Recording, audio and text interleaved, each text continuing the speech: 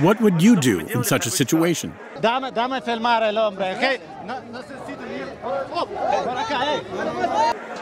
The crowd wants to essentially kill a person.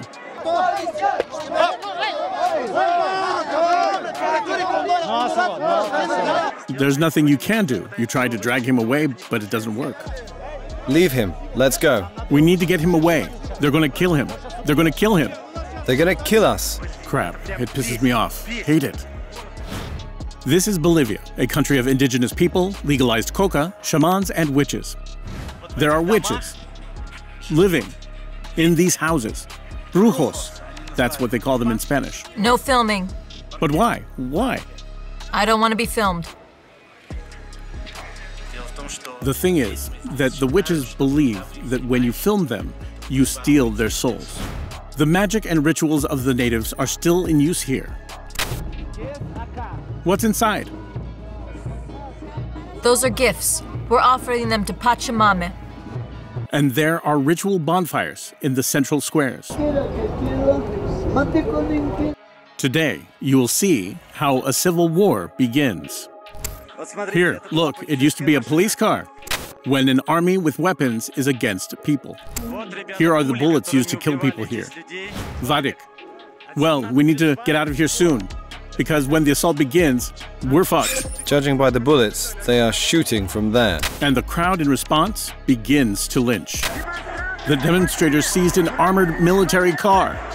How the besieged city lives, with no food, water, or fuel.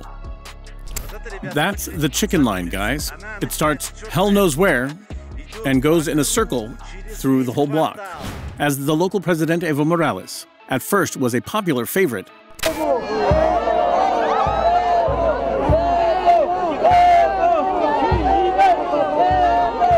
then fled to Mexico, from where he promised to return. There's a $50,000 bounty on my head. And triumphantly returned right in the midst of the pandemic. We will take a walk, as we like, through the local hotspots. We're going for a walk in El Alto. This is the slum of La Paz, and much more. We're going to some shithole again, even further away than El Alto. Here, neither white gringos nor even the police dare come. Today, we are in the most unusual country in Latin America. So guys, we're in Bolivia. It has taken us more than a day to get here. How long? 27 hours, something like that. I want to sleep so much. I can't feel my butt. And it will be Bolivia, as you have never seen it before. Let's go.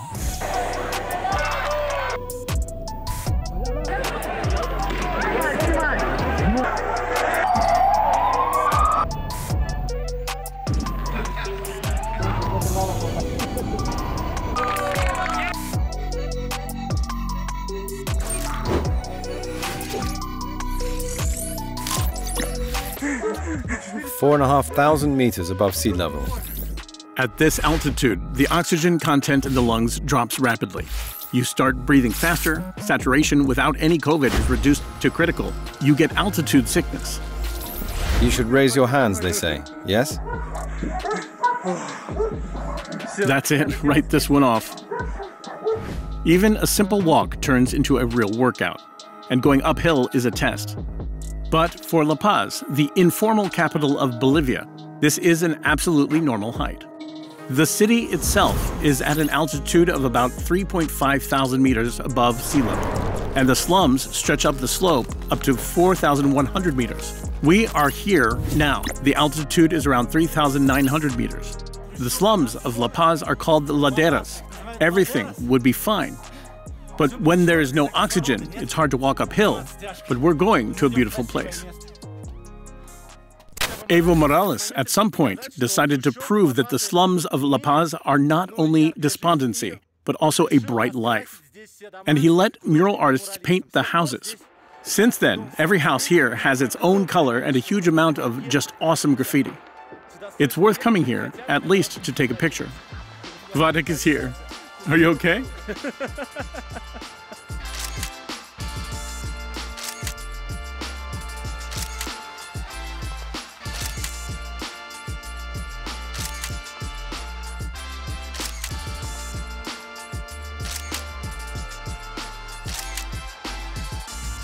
The place is incredibly beautiful, especially compared to the neighboring monotonous slums. Graffiti in the national style. This cute baby elephant, what is it called? Cusillo. This is a La Paz character. It mostly appears in carnivals. Cheerful. Some of the graffiti have descriptions here. For example, it says that when you play the sikuri is this wind musical instrument he is playing. So when this Indian man, when he's playing the sikuri, then your kamasa enters it. And kamasa is your energy and life force. Vadik, pump up your kamasa. My kamasa. We are going higher into the slums, on foot because there are riots in the city. And so that people couldn't gather for demonstrations, the authorities simply stopped public transport. I've put up my hood because here in El Alto, the sun is so hot. It's easy to get sunburnt, especially with my hairstyle. Unfortunately, the camera does not convey how awesome the view is here. You can see the whole of La Paz and the snowy mountains that are beyond it. But I also wanted to show you the cable cars. See? They don't work. They were stopped so that residents of El Alto could not go down to La Paz and participate in demonstrations.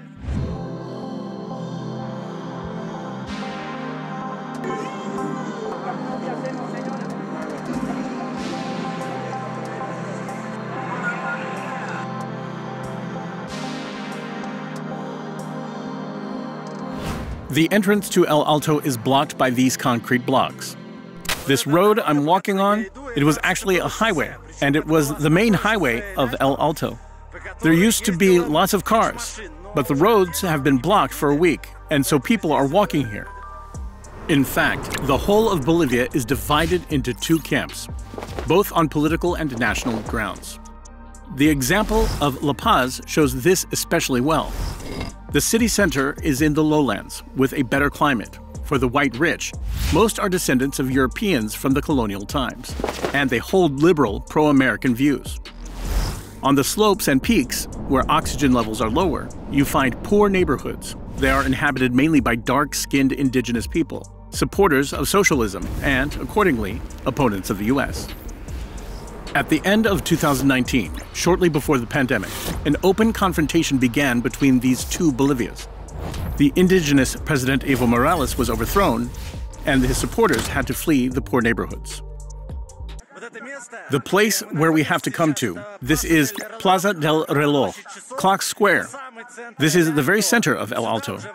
No transport comes here at all, and there are no whites here at all. Gringos are hated here. They can really kill if they see a white person in the street because they believe that they are all traitors and colonialists. A little later, we will show how an entire indigenous city decided to barricade itself from the whites and how it ended. It's going to be really tough.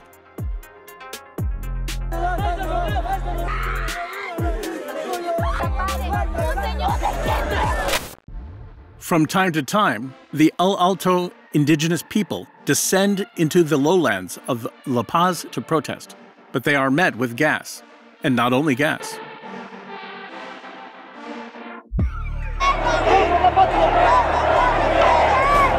These are the military police marching. Please note that some of them have firearms. The crowd faces armored vehicles.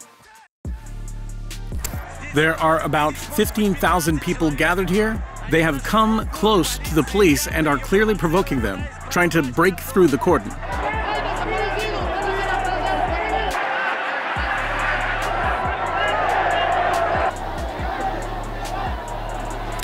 The protesters have seized an armored car of the military.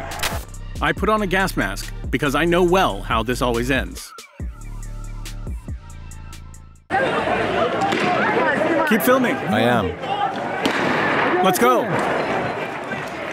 Stun grenades.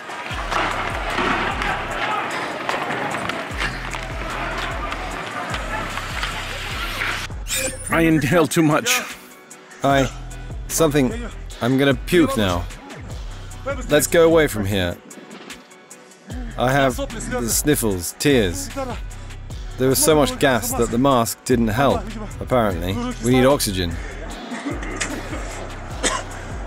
How did people do it without masks? I don't understand. My mouth feels as if everything has been cut with a knife. This woman got sick.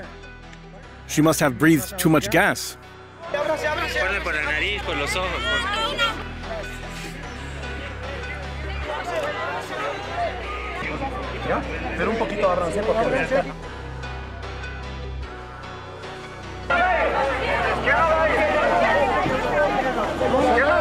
An ambulance has arrived, but the demonstrators did not let the unconscious woman go with them, but took her away themselves. They are afraid that she will be arrested if she goes to the hospital. When I was running, to be honest, I thought I wouldn't make it. Everything started to get muddy. 3 cylinders exploded near me. Everything was shrouded in smoke. And I realized that a gas mask, when there is such a concentration of gas, it does not help at all. I took a breath and realized that it was terrible, and then I tried not to breathe. I just felt it getting dark. I started breathing, but it got even worse. Hell, I thought I would collapse at some point, because everything started to get cloudy, there's no oxygen. The nose is blocked, the throat. Something hit your helmet. Yes, looks like a fragment from a stun grenade. It's plastic. I felt a pung-pung on the head, so seems it's nothing. There is more here. Yes, you might have a star on your forehead. Now we're flying to Cochabamba. For the last few days, it's been like this.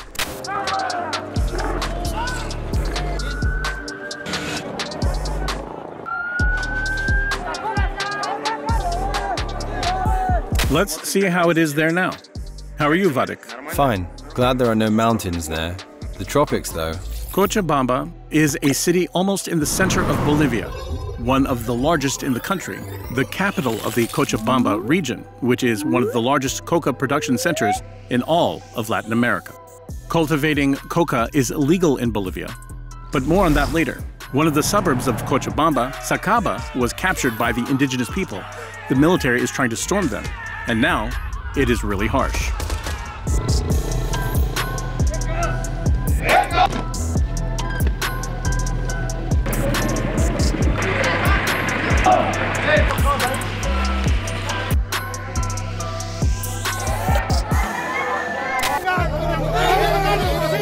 Bitches, here's what we have for you. We'll make you respect us, you bastards.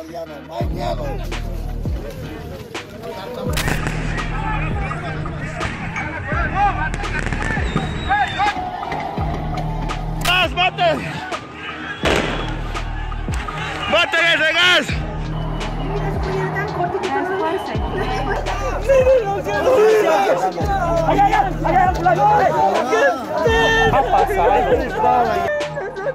We didn't do anything. We were just peacefully rallying. They shoot at us. They kill us. Please help us. Please help. A lot of people have died. You may ask, how did Bolivia get to this point? How did it all start? The history of Bolivia in 90 seconds. Light, camera, action? Yeah.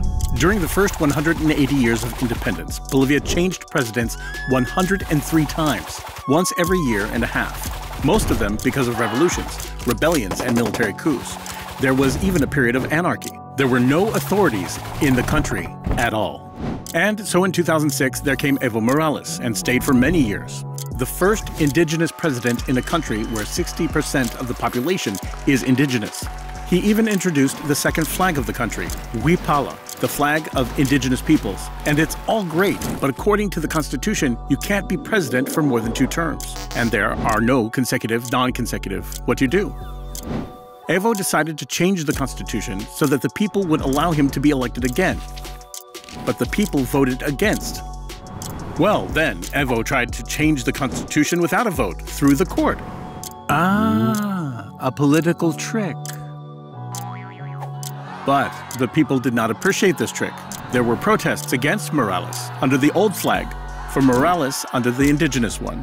The army took the side of the against crowd, Evo escaped, the opposition took power. But there are millions of indigenous Bolivians who want Evo back. At first, they were pressed hard. Here, guys, is a real permit to kill.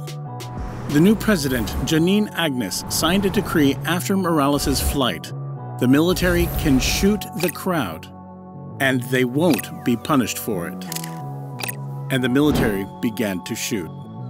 We can't show you all the footage due to YouTube restrictions, but here is the assault on Sacaba, where we arrived.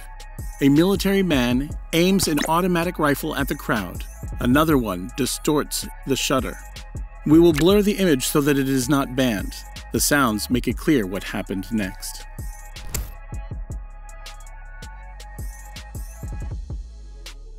Demonstrators drag away the wounded and the dead.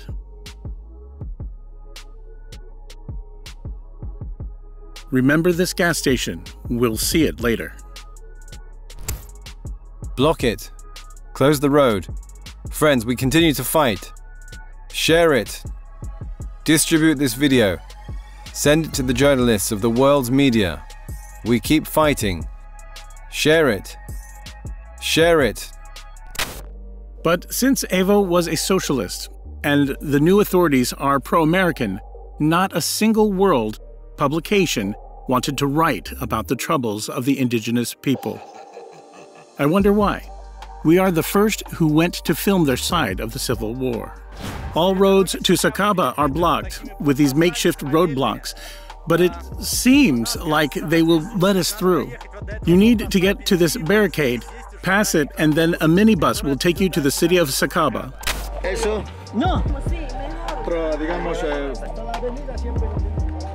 No foreign journalist has ever passed beyond this barricade. They only made an exception for us, and now our car is going through.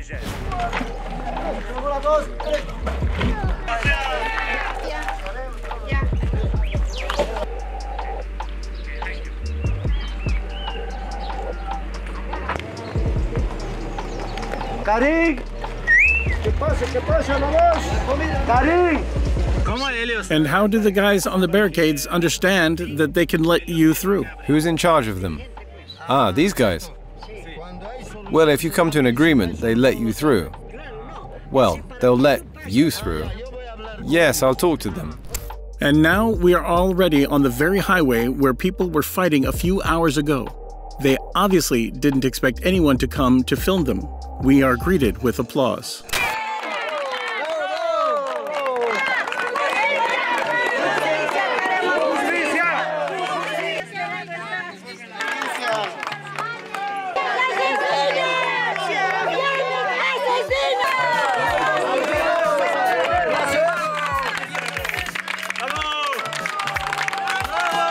It's incredible walking through the crowd when they applaud you. People applaud us because we're the only film crew that was not afraid and came here and tells the truth from two sides and not only from the side of the new Bolivian authorities. Some woman seeing my hairstyle in the scorching sun gave me a hat. I'm so happy. Stas, who gave you the hat? Just people in the crowd. Gracias. Muchísimas gracias. Look how fashionable it is. Covers the head and everything around it. It is total anarchy on this side. Some people are just resting after the battle. Some are stealing everything from shops. A woman took a mannequin with leggings. Looking ahead, I need to say that this guy with a flag will be shot in a few hours. He will send us this video.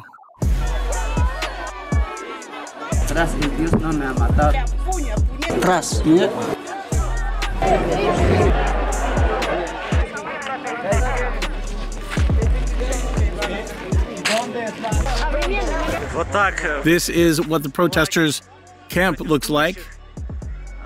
People, in fact, have occupied this gas station and everything around it. The police use weapons against them. This is the same gas station where the wounded were dragged. They show us bullet holes on gas pumps, in windows, on lamp posts. walls, everywhere. Shot blue and white flags of the Morales party. They don't take them down. Guys, this is just crazy. There are bullet holes everywhere. It is obvious that the army was just shooting at the crowd. The places where people died are marked with flowers. There are countless points like this here. They're shooting us from there. So many have died. We don't even know how many. We're being shot from all sides. They even use helicopters. There are snipers. They aim at the head or the neck. You'll see it. The head and the neck.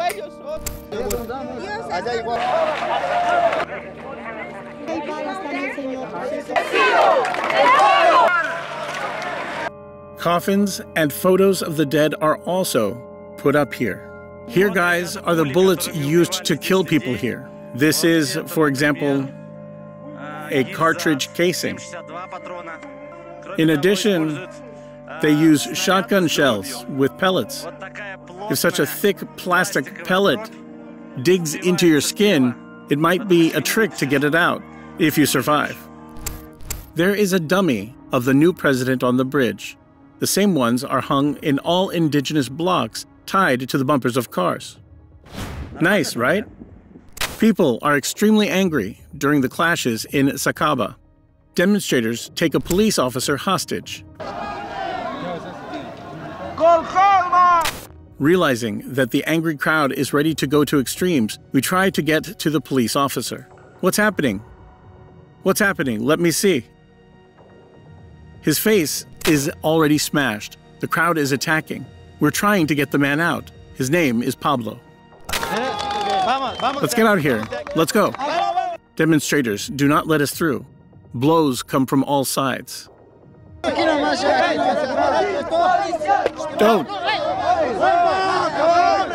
Don't do that. No need.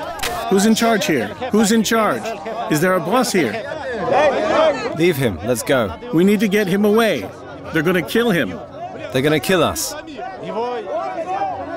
Let's find the boss. They don't have a boss here. It's a crowd. They want to lynch this man. This is a police officer who was captured by the crowd. It is clear that the crowd is furious because the police shot them with weapons. We understand that the only way to postpone the terrible is to start interviewing him. During this time, at least he will not be beaten. He will have a chance to speak out, and the crowd will calm down. Stas, they are using a machine gun. Where? There, right there. There. We need to get out of here. Let's go. But wait, we need to get him out. I was on vacation, and I was going to the police station to check in. If I don't go to work, I'm already an old man. How will I live? If I quit, it's easy for you, young people, to find a job. I'm already 62 years old. During the interview, we are looking for escape routes.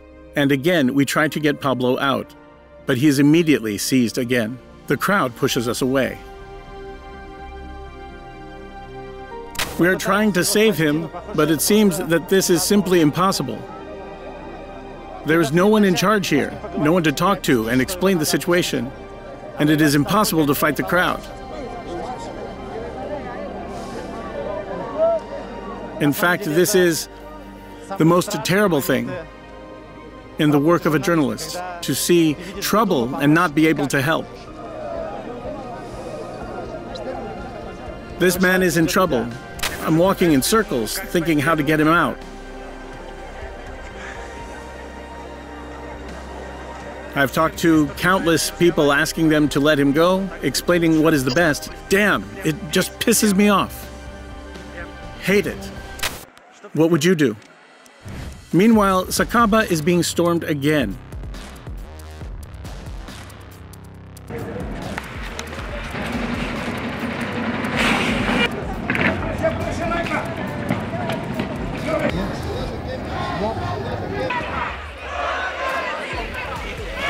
We decide that only the army can save the police officer. We grab the car and race to the other side of the front line. We still need to get out through all the checkpoints.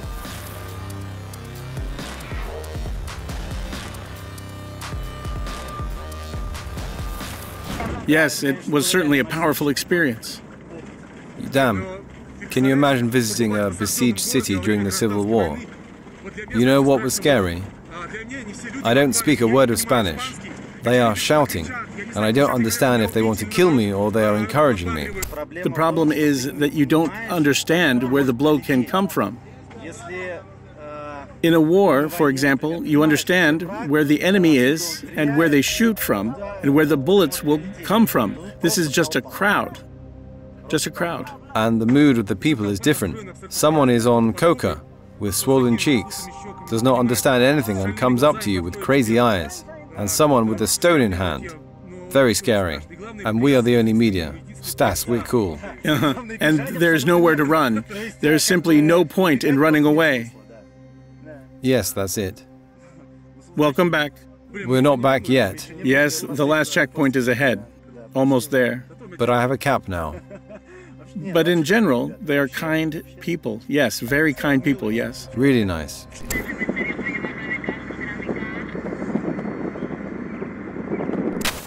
You guys often ask us how we manage to film what we film. It's very simple.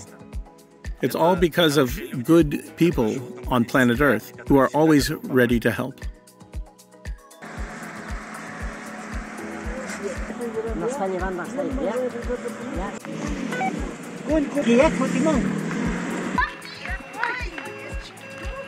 Here is Jaime, for example. Our new friend. Jaime, thank you so much for being with us. If it wasn't for you, we wouldn't have gotten out of there and wouldn't have made our way there. 100 years of the October Socialist Revolution. Jaime and people like him. The world rests on them. And in general, the world rests on friendship. They also sell all the things witches need. Here are all sorts of alcoholic tinctures and llamas. These llamas are not to be eaten. They are to be sacrificed. In general, sacrifice is extremely common in Bolivia.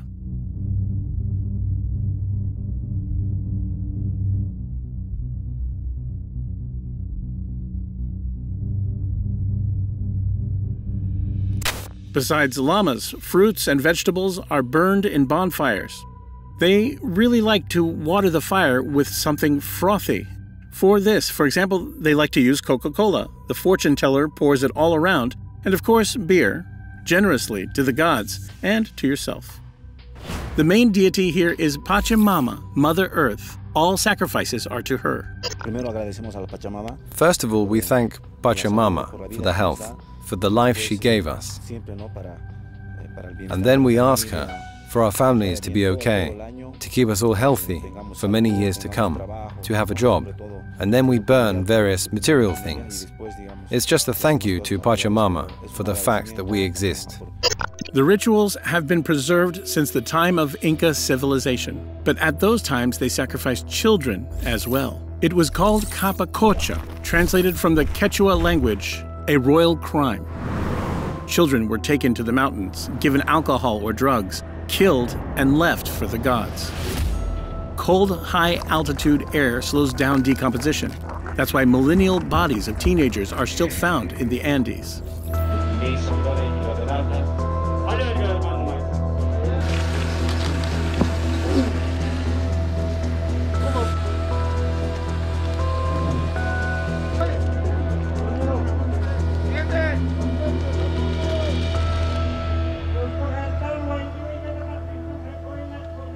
There are witches living in these houses. Brujos, that's what they call them in Spanish. They predict the future and perform rituals. Many booths are closed, but this one is open. Hello, hello. Seeing the camera, the witch immediately closes the door and look, trying not to look at the camera. Madame. Witches don't want to be filmed at all. We go to the next one. Do you perform rituals? See? She is also looking away from the camera. But we will pay. We'll pay. Why not? No filming. Don't point the camera at me. What do you want? We want to tell a story about how you live. Stop filming me. Why? Can you explain? I don't want to be filmed. The fact is that witches here believe that when you film them, you steal their soul. Therefore, they refuse to be filmed. By the way, this applies not only to witches. Many Bolivians, especially cholitas, believe in the abduction of the soul through a video camera. Cholitas are Bolivian ladies in a kind of traditional attire, although there is little traditional here. On the head, they have a British bowler hat with long braids under it. Bright jewelry is a must. Doesn't have to be expensive, and very bright makeup. As many skirts as possible, and a colored scarf, aguayo. It can also be used as a backpack. Men are not afraid of cameras, by the way. There are also many witchers among them, or rather, yatiri. Not to be confused with Asian shamans. One of them agreed to tell my fortune. For that, he is using coca leaves. Now the coca leaves will tell me my health and my profession. Give me 10 Bolivianos for the ritual. Asks to pay first. 10 Bolivianoi is about $1.5. Look, he wraps my bill together with the leaves in some kind of rug and begins to cast spells.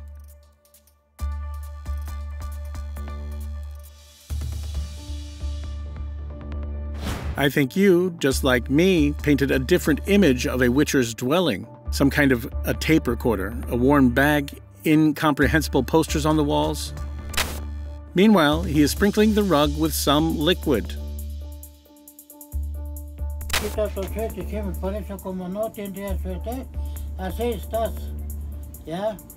He says someone is jealous of me at work.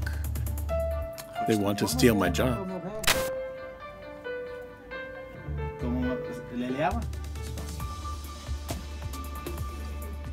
You've lost your happiness. You need to return it urgently, before it's too late.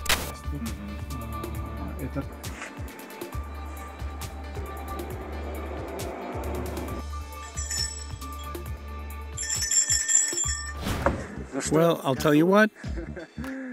This is certainly something. Well, a witcher. You see, a real witcher. I have goosebumps all over my body. I need to improve happiness. Vadik, what if what he said is true? I suggest we go to an alcohol store and look for happiness. You think alcohol will solve the problem, right? Now we want to film the other side as well, the side of the police, because they have their own truth and their own vision of it all. But to do this, we need to get out of this besieged city and go there as if coming from a neutral territory. And leave here before dark. Otherwise, we will not leave. Otherwise, we're fucked.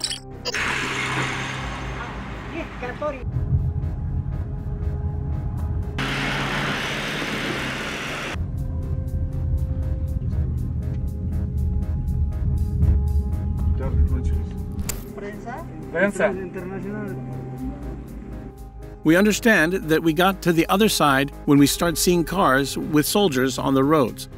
They have blocked the highway and are preparing to storm Sacaba again. Here we are on the side of the police and the military. Look, they're coming up with guns, and there's their car with a heavy machine gun on top.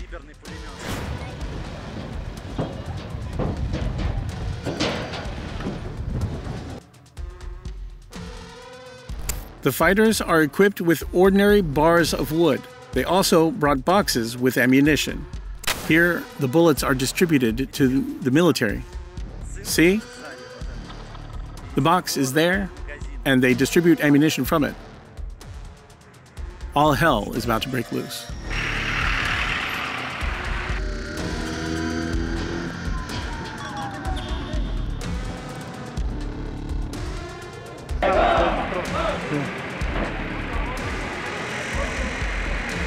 It seems the demonstrators are not afraid of weapons. They are also going on the offensive.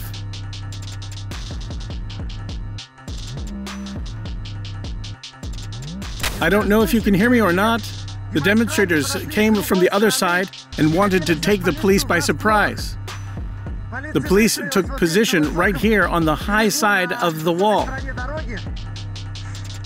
It looks like we are surrounded, and us too.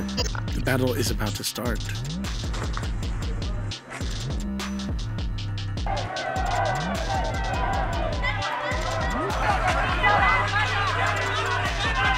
Just imagine that until recently, it seemed that everything was fine in Bolivia.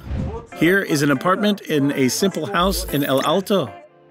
Compare the kitchen in the Bolivian slums and the barrios of Venezuela. Here is an ordinary barrios apartment. El Alto in Petare, everything is clear. Both countries were building socialism of the 21st century. But in Bolivia, the minimum wage is almost $300. In Venezuela, only $2. In Bolivia, it is safe by local standards. In Venezuela, it's creepy.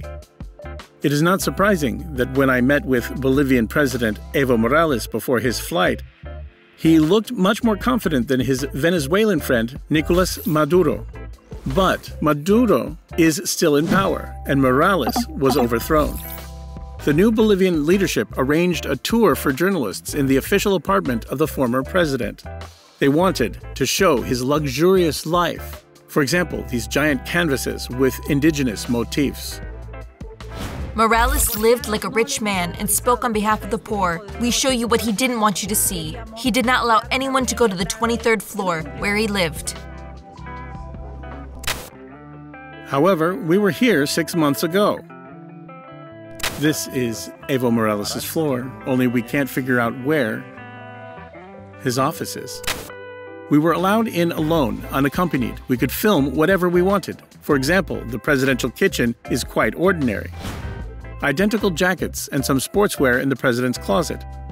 Morales does not wear ties and went on his first official foreign visit in a sweater. A little later, flying with the president around the country, we specifically looked at what he eats. We expected delicacies. Morales eats candy. He likes chicken soup with potatoes, devours bananas, and with great pleasure, loves corn. Corn is like an Indian god. We are men and women of corn. And I'm made of corn. Not like my ministers. They are made from fast food and chocolates. He drinks a lot of mate tea, of course with coca. It's Bolivia after all. Here is the entire presidential kitchen in one refrigerator bag. Let's see what's inside. This is the tea, and here are the canned goods. It's tuna.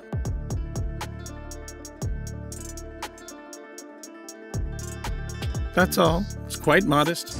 Even his watch is emphatically inexpensive. This is a simple fossil for $150. Under Morales, it became customary to call everyone hermano, that is, brother, and hermana, sister. Everybody around you calls you Brother President. Yes. And how should I address you? How about me? Call me brother too. Brother. Well, that's kind of... Why do we say that? We all came from the soil. We will return to the soil. We are children of the soil, hence brothers. Here it is, Air Force One. Morales is called the most traveled president in the history of the country. This is the same presidential airliner that was forced to land in Austria in 2013. They pulled Morales out of there, and while the president of a sovereign country was waiting on the couch like that, his plane was being searched. No one has yet explained why I was detained and not allowed to go on. All of it because the Americans were looking for the fugitive spy Edward Snowden on board. Once again, a presidential plane was forced to land and searched, and nobody was punished for it. Imagine if somebody forcibly landed an American or German leader's airliner. Do you remember the outrage in Europe caused by the landing of the civilian airliner Ryanair by Belarus? That was outraging. Do you know why no one was so indignant about Morales? Because Morales is one of the indigenous people. And since the time of the colonizers, nothing, guys, has changed in this fucking world. No matter how much these people tell you that they are for equality, democracy, and equal rights, there are the rights of the strong and there is the lack of rights of the weak. And sometimes there's a choice of who to become. Morales tried to become strong. Well. As a result, he escaped to Mexico on the same plane.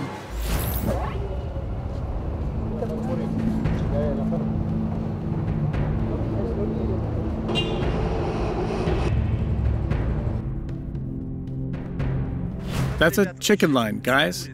It starts hell knows where and goes in a circle throughout the whole block and ends again here near this car where the chicken is actually distributed. 1 chicken per person, and then they give you a mark that you've received it.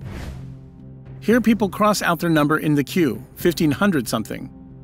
Due to cities being blocked and civil clashes, the counters were emptied in no time. Can you hear the radio? They broadcast on the radio where you can get a chicken. In general, the feeling is strange. The capital, which is under siege. Yes, very funny. That is, the capital of the country, which practically isn't supplied with food. Hell knows how you get food here. Show them the gas station. Yes, see the cars. All of them lining up for gas. There is practically nothing left in the city. It is not clear whether there will be deliveries in the near future. Are we switching to instant ramen? Instant ramen, which they don't have. Is not bad. I would have some. All the transport left in the city, of course, immediately raised the price by 1.5. Bolivians mostly use 2 types of public transport. Taxis like this, which hold up to 5 people, they are called trufis, or minibuses.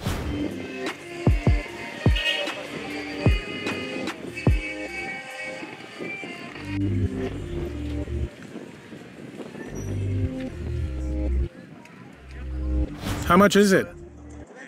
Since there's no transport today, 1.5 Boliviano. 1.5 Boliviano today? Usually 1 Boliviano. In general, the Bolivian minibus is an even more broken down version of the Russian Gazelle vehicle, with even more dashing drivers who don't even try to slow down when turning.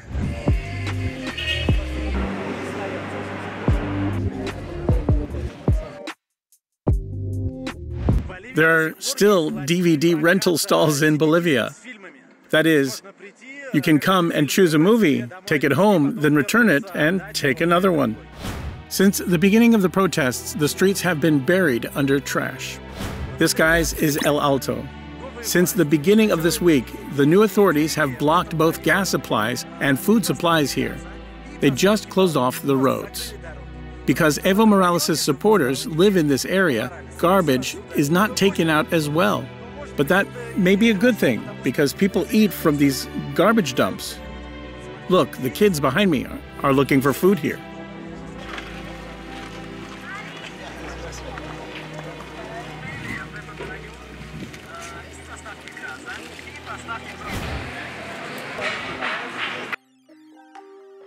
Supporters of Morales started burning police stations. Look, it used to be a police car, burned to the ground. And here we are going up to the police station. It's completely burned out. I wonder, yes, burned to the ground. There are still some posters left, Bolivian police. Police recreation room. Here's a bed. Here's the toilet, burned to the ground as well. Here's the detention room. That's where they kept arrested people. This is something like a bed. They put a bag here so that people could lie down. And that's how the detainees slept here. And it looks like the armory itself. They used to store guns and pistols in these lockers.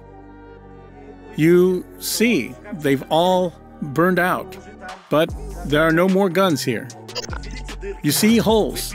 Locks were cut out from here to get the weapons. These lockers are in a more or less good condition.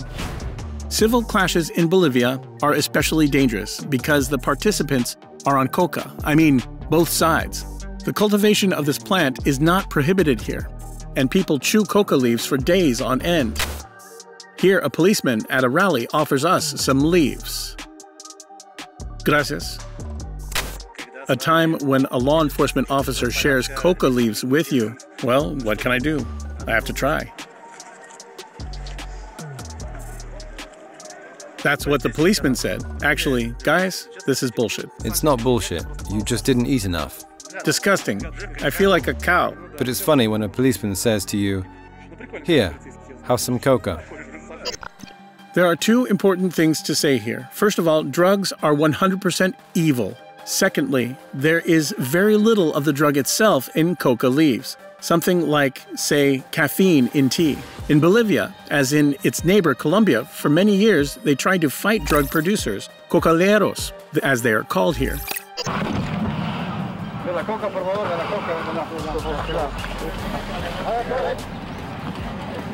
In response, the drug mafia killed police officers and politicians.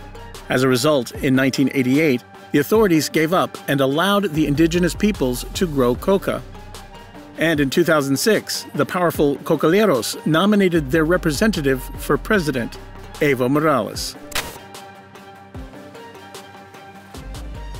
In a sense, Morales realized the dream of Colombian drug king Pablo Escobar, from the cocaine business to the presidency. Under him, there appeared a whole section in the Constitution of Bolivia dedicated to coca.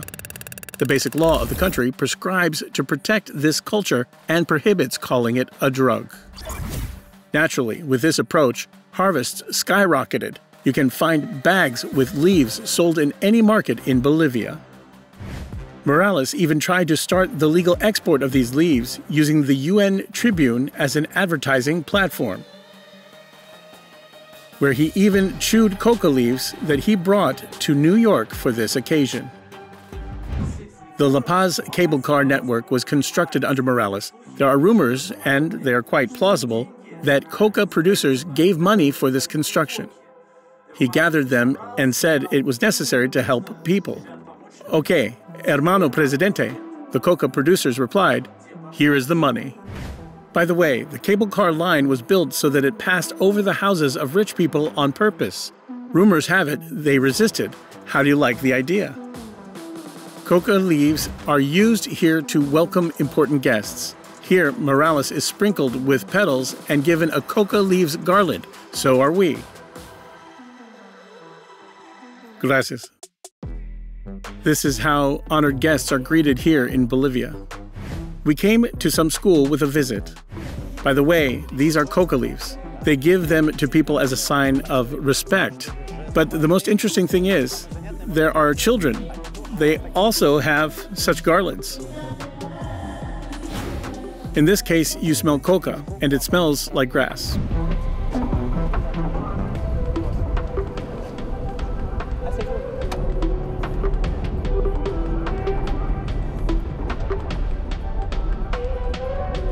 It's crazy how they transport the Bolivian president.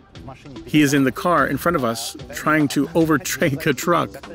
There is no motorcade, no flashing lights, nothing like that. Once his car is almost crashed into oncoming traffic, and then Bolivia would no longer have a president. This is not how it should be done.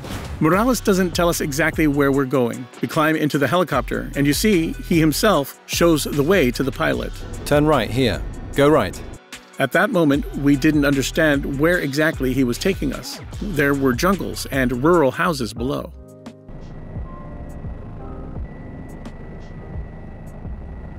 There it is. Completely abandoned. We're landing, and he can't look away. It's some kind of hut. And when he got out, he just stood there and didn't move any further for some reason. As if anxious, the heat is terrible. There I am, all soaked. I already understood what was going on. Did you used to live here? Lived here for 8 years. 8 years in this very hut. I slept up there. And there's our cocoa plantation. Previously, coca used to grow here too, and it was a football field. So football or coca? Coca was growing here, and when we harvested it, we played football here. There are some coke left. Great bushes. You see, these are seeds. How old were you when you lived here? About 18, 19 years old. I think if I had trained more as a child, I would have become a professional football player. I even competed at the carnival in Oruro. In any case, if I became an athlete or a musician, I would not want to be president.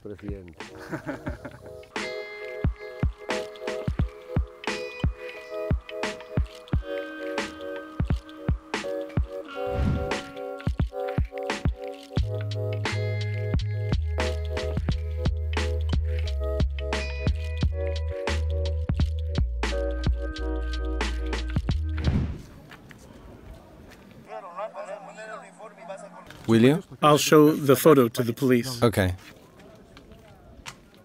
I just showed the police a picture of this police officer. And I was told that he was released. Whew. Just a mountain off my shoulders. The man is free. Great. That's worth celebrating. Hola. Hola. What's your name? Emmanuel Noe. Emmanuel Noe. How are you? Here's a guy peeping out. And here, a battle is about to start. Does all this scare you? Yes. Do you want it all to end? Yes, I do. My name is Stas. Hola. Hola. Everything will be okay. Really, I really want everything to end well. Bolivia is an incredibly beautiful and interesting country to travel to. There are mountain resorts here, and the huge sacred lake Titicaca. Ancient rituals, ancient culture, and modern attractions, such as the Great Train Graveyard or the graffiti of La Paz. How do you like the most unusual country in Latin America? Comment, hit the like button, and subscribe to the channel. And we are moving on. Let's go.